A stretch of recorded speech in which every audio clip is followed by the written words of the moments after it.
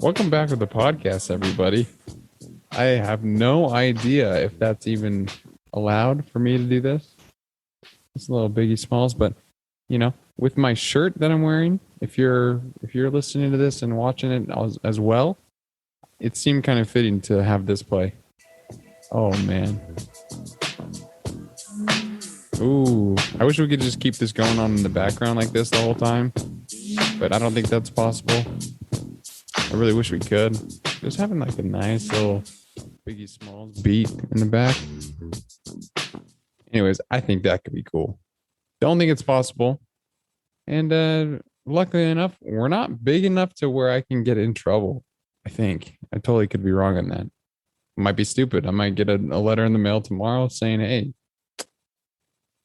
you just used Biggie Smalls, hypnotized, and you're being sued. Anyways, let's jump into the podcast. Welcome back, everybody. I had this thought today. So I was talking to my neighbor outside for, I don't know, we talked for like a good hour. He is a police officer and he works with a lot of the, I don't know, people who are struggling in the county, and he does some pretty amazing work. With that said, we got on the subject of podcasts and he goes, I just don't think that I can relate a lot to some of those millionaire guys who, have figured out how to make a 7-figure business, keep it going, employ all their people, and still make it to the gym, do all these other things. And he goes, I just don't relate to that kind of stuff. And I think so many other people don't as well. And I was thinking about that and I said, you know what? That's actually a very good point. Lots of people don't relate to different podcasts that are going because some of the feats and extraordinary events that a lot of people do in terms of like, there's people who run ultra marathons multiple times a week or any of that stuff. It's very hard to relate to if you're just a regular person. And then I got thinking like, well, I hope I don't portray that kind of, unrealistic expectation of things that you could want to go do. And what I mean by that is you'll see me posting pictures of my watch at 4:30 in the morning. And yes, I know that is a play out of Jocko's book, but that's when I wake up and that's when I start getting after it. As soon as the alarm goes off, guess what? You're getting after it. Better be, at least. And with that said, I think it's very important to address the fact that I am not a superhero. One of the reasons I actually do take a picture of my watch is because of all the listeners out there. They kind of expect me to be that person, right? That person who's always trying to get after it, at least pursuing. With that said, I also have my own days, that I struggle or don't have motivation and struggle with getting to the gym or with sitting down and making phone calls at work or doing certain things that I know I need to do, but I just am not interested because I, don't want to do it, right? Our bodies are biologically programmed to protect us, and any sense of pain, it kind of pulls back a little bit and recognizes that, oh, that's painful. Let's not do that thing. And that thing might be waking up at 4:30, going to the gym. It could be a number of other things. What I'm trying to say is no one is perfect. And if they pretend that they are, they're definitely not. You could just ask them a couple things or unveil a few things about them that, would pretty quickly show that they're not perfect people. And we just need to understand that. And that's what I'm trying to say too, is I'm not perfect. Today I woke up and it's a Saturday. Saturdays are my favorite day to go to the gym or go out on a run. Why? I have no time constraints. There's nothing from work. I'm not getting work emails. I will get work emails, but I won't answer them because it's a Saturday. And if you're emailing me on a Saturday, don't expect me to respond unless it's actually something that I want to do, then I will respond. Anyways, that was stupid. But I didn't want to go to the gym. I love Saturdays today. Like that's like I said, my favorite time to exercise is on Saturdays. But the last thing I wanted to do was put my running shoes on and go hit the gym. I just didn't do it. So this morning I was kind of walking around my apartment doing random chores like, oh, I guess I'm leaving for Philadelphia tomorrow. And I was like, well, I guess I'll put in a load of laundry and take that off my plate a little bit. Maybe I could start packing over here. Or, you know what? Oh man, the floors are looking a little dirty. Let's start sweeping them.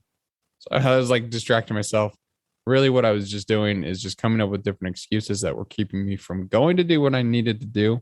And that was exercise. I personally have to exercise every single day. You might not be the same, but I have to in order to just execute that self-discipline and prove to myself that I can do hard things. And it's more of like a personal thing. I don't know. I feel weird when I don't work out. Anyways, today I just didn't want to do it. Like I was so tired, had a late night last night and got home relatively late and just, I don't know, woke up around 7 a.m. today. So it wasn't 4:30 because it's a Saturday. And Saturdays I kind of take a break there. But yeah, I woke up at 7 and just from there just felt like sluggish. You know that feeling when you just don't want to do something. You're holding it off. And I was sitting down on my couch. I was like, maybe I'll just take a rest day. You know what? I'm traveling tomorrow. And my body could probably use it. I mean, I run into jet lag and all these things. So I was not only making excuses, but I was justifying those excuses and saying that they actually, I was fine if I didn't work out today. Wrong. I received a message from one of my buddies. His name is Stan.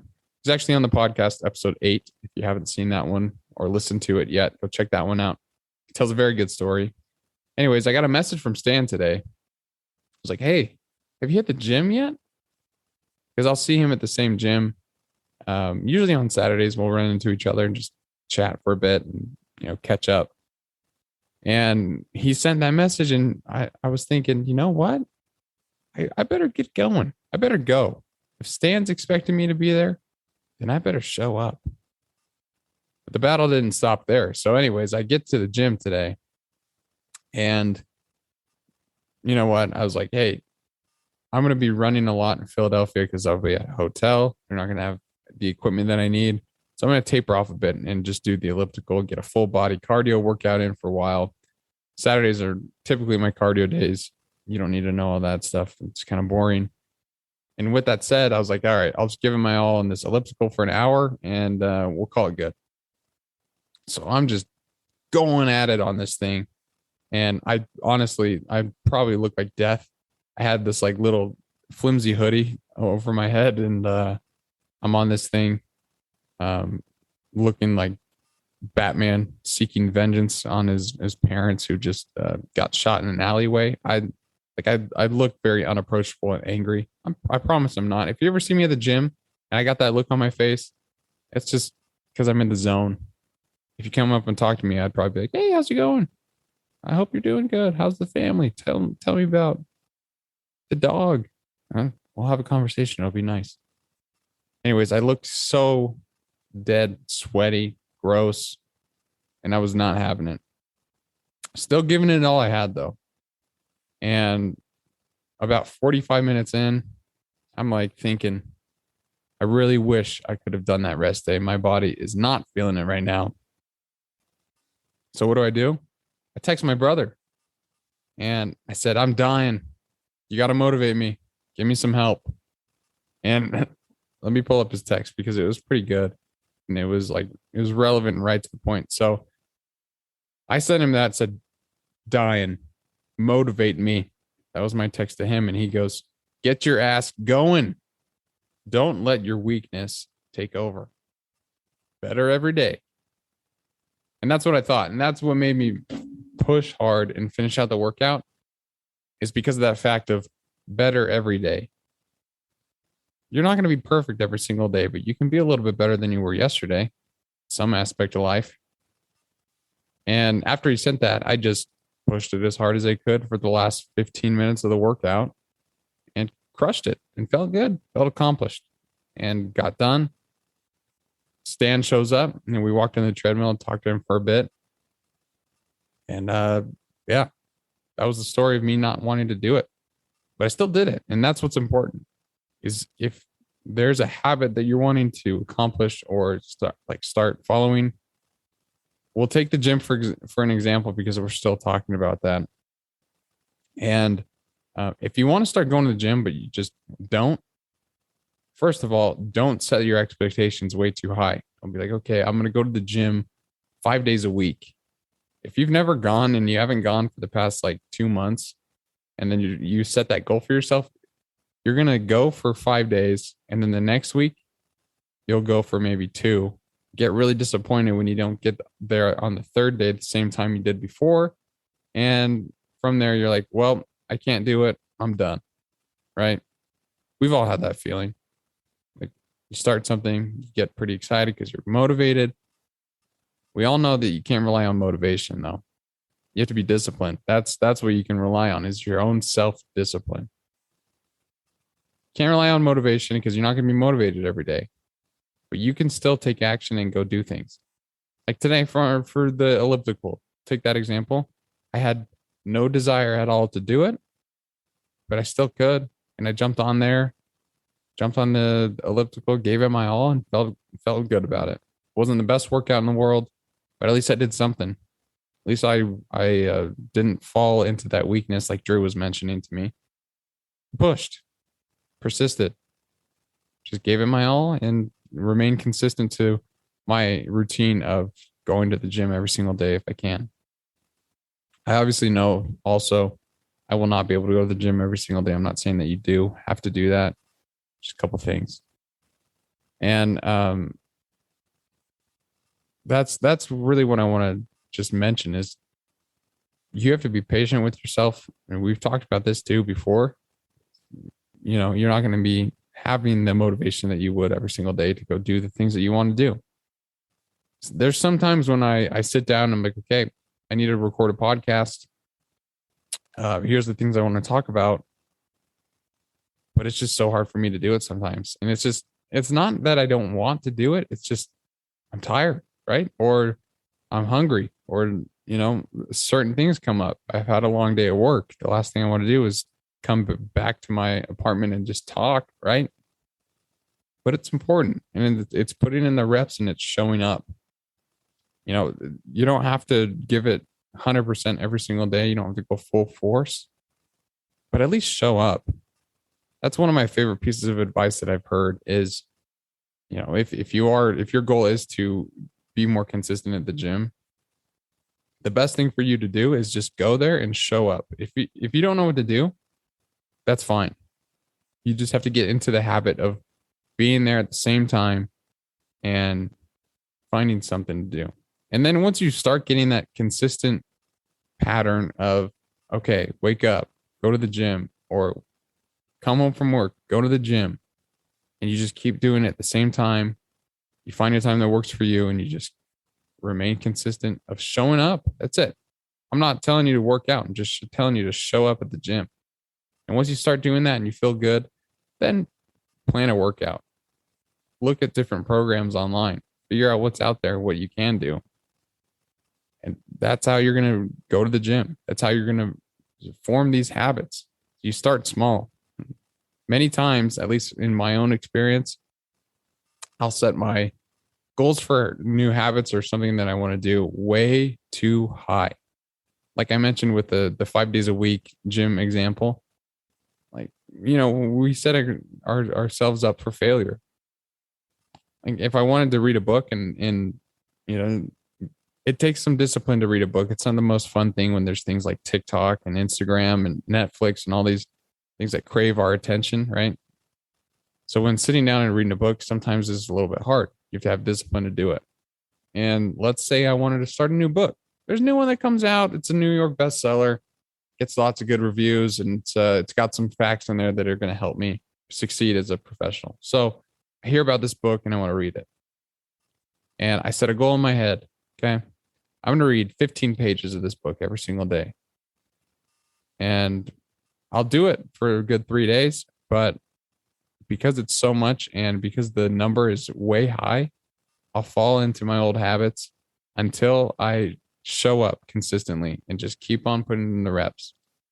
What I should do is, if there's a book like that I want to read, instead of being like, okay, 15 pages, that's the minimum requirement. The minimum requirement should just be sit down and read as much as you can for as long as you can, even if that's just one page or like a couple paragraphs, whatever it is, just show up. So that's what I'm saying, is set expectations for yourself that you can actually meet. Don't set them too high and don't make them too easy or low. You have to find the balance and you have to find what works for you. And obviously it's going to take some trial and error. Just hang in there when it happens and realize we're all humans, right? I talk about that all the time. Be patient. So just hang in there. The other thing I wanted to mention with this aspect of like trying to relate to something is when you do hard things, you're always rewarded in the end. And I was thinking about this because I was talking to someone about the old Brett. And what I mean by that is I used to be a pretty hefty / chubby kid growing up. My brothers used to call me Fat Brett. So that was real nice on my self-confidence. Thanks, bros.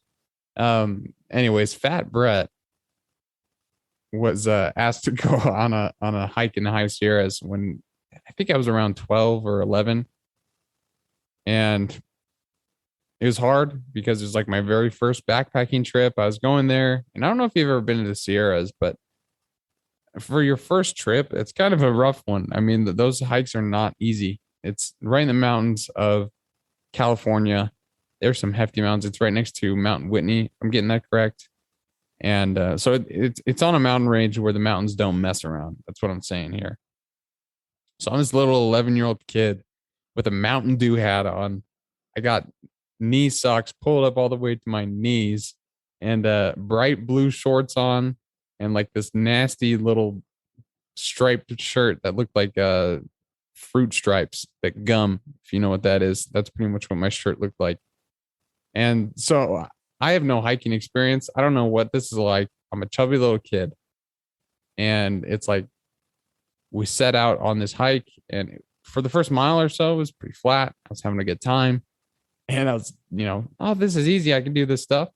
But once we start scaling the mountain, that's when all the problems started to set in a little bit. And that's when I started complaining. I was like, this sucks. And I'd look at my mom and be like, take me home, please. I can't do this. She'd be like, shut up, Brett. Let's go. Come on, carry the boats. She wouldn't say that, but I wish she did. Come on, Mom, get with it. Anyway, so the journey continues. I'm scaling this mountain. I think it's like 5 p.m. I don't know why we started so late in the day, but we did. And we're with this big group, so it was kind of fun. Anyways, it's fun now when I look back at it. At the time, it sucked. I'll be real.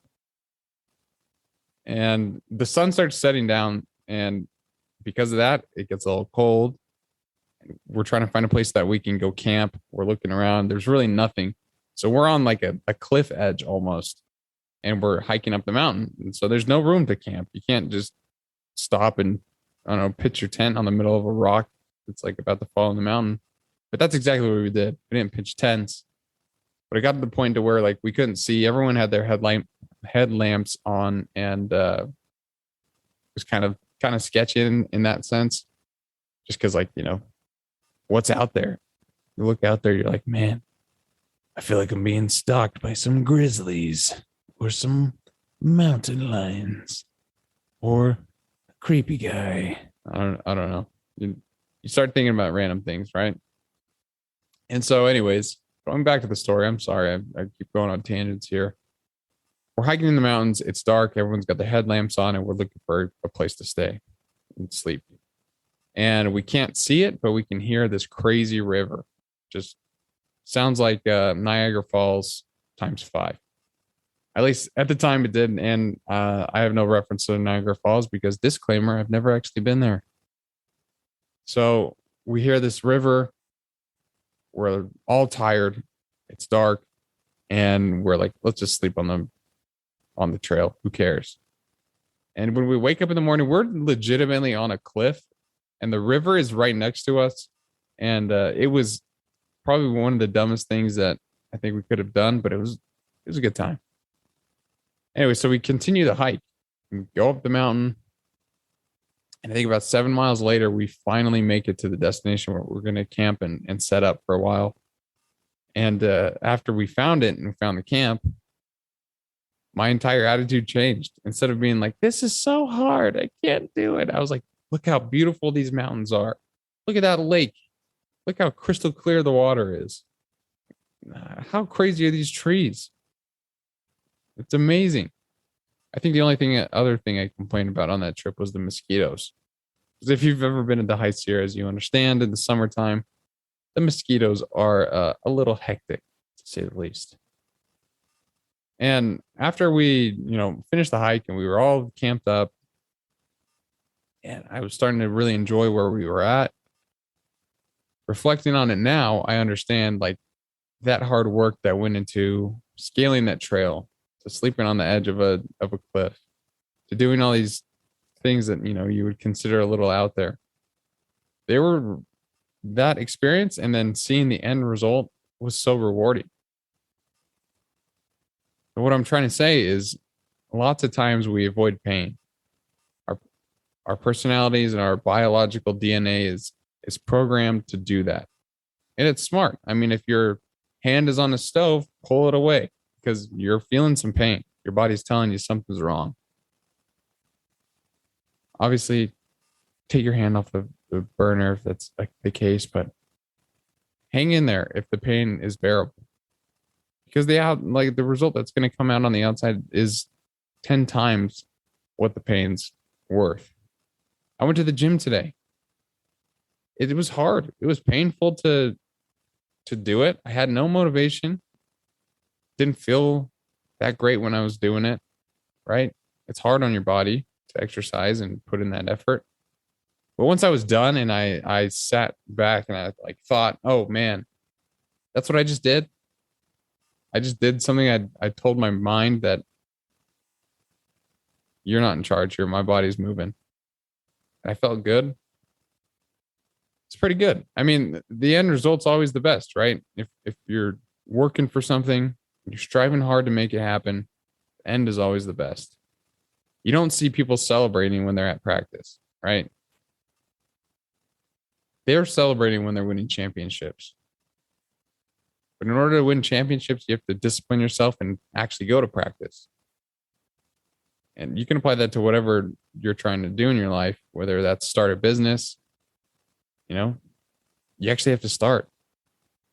You can't just think of an idea and hope that one day it flourishes into a $40 million company overnight.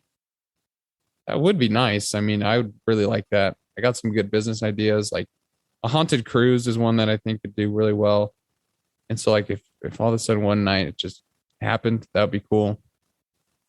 But that doesn't happen. If I wanted to start my haunted cruise business, I have to take the steps in order to do it. It's going to take a long time to figure out how to rent a boat and decorate it so it's all haunted theme. I don't know. But if you're wanting to start a business and your business is like an apparel company, well, just start by getting samples because it's not going to flourish overnight. You got to start with the small stuff. You have to do the painstaking steps that it takes in order to start a business. That doing those each of those steps, that's what's going to teach you, and that's what's going to give you long-term success. Because the more that you run into these challenges, the more that you'll be taught and that you'll learn.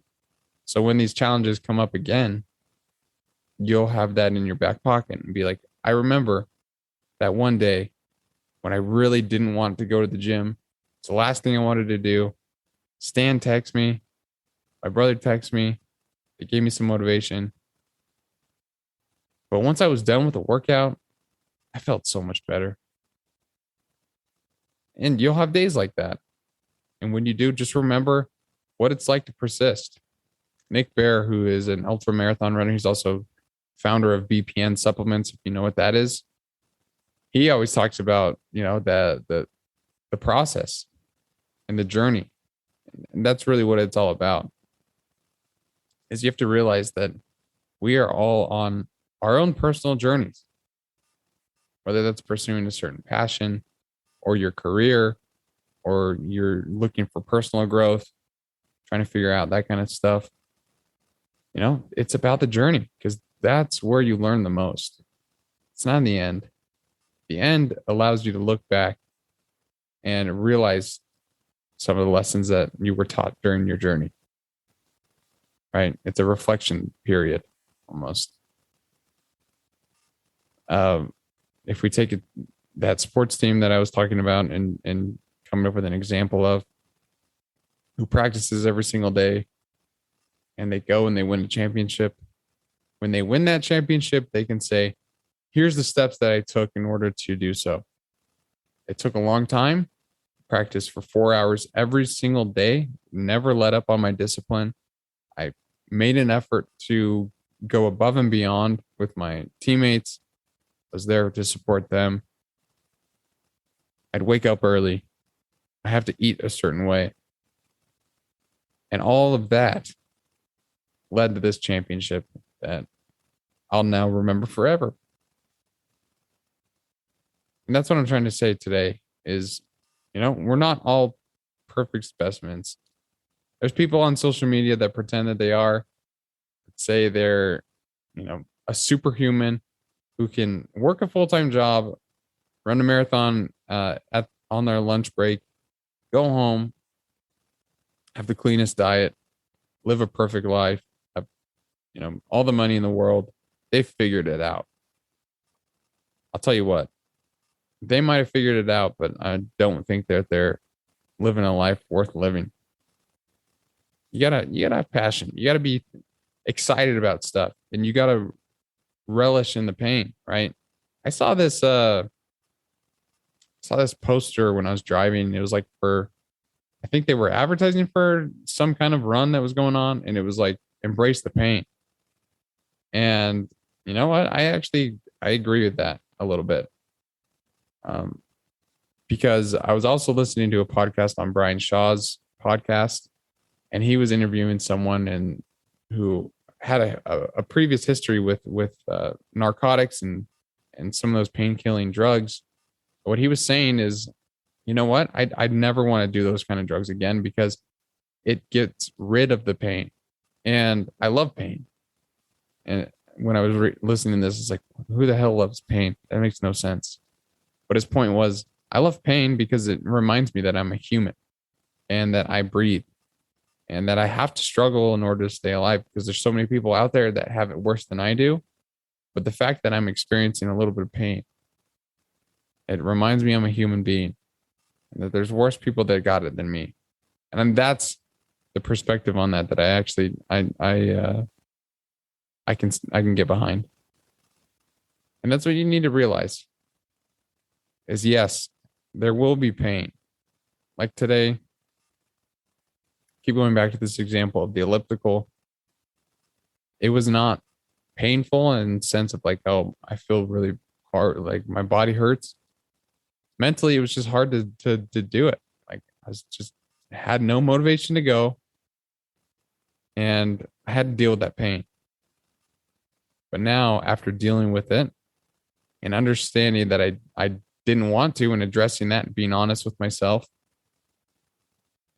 I know that I have the power to push through. And when those times come up again, I know that my mind is strong enough to where I can just keep going. Even when I don't want to, you got to put in the work, you got to put in the reps. So that's my quick message for you today. And again, I'm not perfect. There will be days when I can't post a picture of my watch at 4:30 in the morning because I'm too tired to do it. I had a late night before, or something comes up, right? So don't let anyone tell you that they're perfect, because they're not. And that's really it. So you know the drill. You know I like leaving everyone with a weekly quote, and just to kind of spark your mind and let you think about a few things. And I feel like this week's quote is a little fitting because we've been talking about self-discipline all day. And this goes along with that. And the quote says this: your ability to listen to and take action based on your own inner voice, regardless of how you feel, others' influences, or temptations you face, is the key to self mastery. And that is what self discipline means. End quote. So take that, use it, realize that regardless of how you feel, regardless of other influences or temptations you face, you can control your outcome based on your actions and how you respond. If you wake up tomorrow and you're tired, worked really hard the day before, you were in the yard, cutting trees, cutting the grass, doing all these things that need to get done, and your body's sore, and it's telling you, stay in bed. What I'm telling you is master yourself and be self-disciplined. Get up, start getting after it. Even if that just means showing up, just show up. After that, you'll reap the rewards. Just be patient. Thanks everybody for listening to this episode of the podcast, and keep getting after it. Don't ever stop.